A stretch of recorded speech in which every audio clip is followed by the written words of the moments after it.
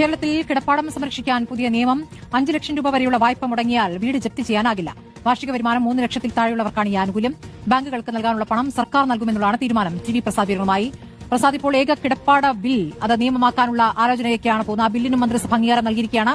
ജനപ്രിയ തീരുമാനങ്ങളിൽ അടുത്തതായി കേൾക്കുന്ന പുതിയ നിയമമാണ്. എന്താണ് ഈ ബില്ലിൽ വ്യവസ്ഥ ചെയ്യുന്നത്?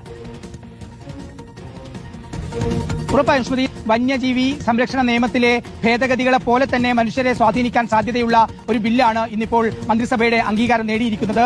ഏക കിടപ്പാടം സംരക്ഷണ ബിൽ എന്നാണ് ആ ബില്ലിന്റെ പേര്. അതായത് ഒരു കിടപ്പാടമുള്ളവർക്ക് അവരുടെ കിടപ്പാടം സംരക്ഷിക്കുക. അതായത് 5 ലക്ഷം രൂപ വരെ വായ്പയെടുത്ത 3 ലക്ഷം രൂപ വരെ വാർഷിക വരുമാനമുള്ളവർക്ക് പിന്നീട് പലിശയും പിഴപ്പലിശയുമായി 10 ലക്ഷം രൂപ വരെയുള്ള കേസുകളിൽ ജപ്തി നടപടികൾ നേരിട്ട് കഴിഞ്ഞാൽ അവരുടെ കിടപ്പാടം സംരക്ഷിക്കാനുള്ള തീരുമാനം ഉണ്ടാവുകയാണ് ഈ നിയമത്തിലൂടെ എന്നുള്ളതാണ്. അതിൽ സർക്കാർ ബാങ്കുകൾക്ക് പണം കൊടുക്കേണ്ടതാണെങ്കിൽ പണം കൊടുത്തിട്ടടക്കം ആ കിടപ്പാടം അവർക്ക് സംരക്ഷിക്കുന്ന നിലയിലുള്ള തീരുമാനത്തിലേക്ക് എത്തുന്നതാണ് ഈ നിയമം എന്നുള്ളതാണ് ഇതിനെ വ്യത്യസ്തമാക്കുന്നത്. നമ്മൾ നേരത്തെ ഒക്കെ കണ്ടതുപോലെ 1 ലക്ഷം രൂപയും 2 ലക്ഷം രൂപയും വായ്പയെടുത്തതിന് ശേഷം 6ഉം 7ഉം ലക്ഷമായി ആ വായ്പാ തുക ഇങ്ങനെ പെറ്റുപെരുകിയതിനു ശേഷം അവർക്ക് തിരിച്ചടക്കാൻ പറ്റാത്ത സാഹചര്യം ഉണ്ടാകുന്നു. ഇതിൽ സംരക്ഷണം കിട്ടുക എന്നുള്ളത് കൃത്യമായ മാനദണ്ഡം അനുസരിച്ചാണ്. അതായത് മനഃപൂർവ്വമല്ലാതെ ഈ പറയുന്ന തുക തിരിച്ചടക്കാൻ പറ്റാത്ത സാഹചര്യം ഉള്ളവർക്കാണ് ഇങ്ങനെയുള്ള ആനുകൂല്യം കിട്ടുന്നത്. അതായത് രോഗബാധ, നമുക്ക് പ്രദേശത്തൊക്കെ അറിയാം, ഒരുപാട് ക്യാൻസർ രോഗികളൊക്കെയാണ്. ഇപ്പോൾ ഒരു ക്യാൻസർ രോഗിയൊക്കെ വന്നാൽ ആ കുടുംബം സാമ്പത്തികമായി ആകെ തകരുന്ന ഒരു സ്ഥിതി ഉണ്ടാവും. സ്വാഭാവികമായി ഒരു ശരിയായ സാമ്പത്തിക ചുറ്റുപാടിൽ പോയിക്കൊണ്ടിരിക്കുന്ന കുടുംബത്തിന് മേൽ